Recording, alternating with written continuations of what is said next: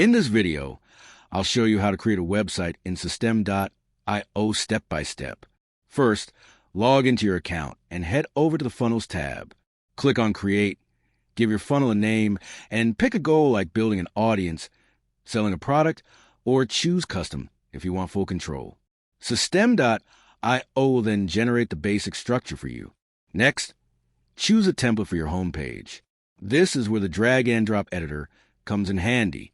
You can edit text, change images, adjust colors, and add sections like About Services or Contact. Always make sure you include one clear call to action, like a button that leads to a sign-up form or contact page. After that, add any extra pages you need, whether the product page, blog style page, or a landing page. Don't forget to connect your custom domain inside the settings so your site looks professional and trustworthy. Before you publish, preview your website on both desktop and mobile to make sure everything looks clean and responsive. Once you're satisfied, hit publish, and your website goes live. That's how you can build a complete website with System.io in just a few steps. Subscribe,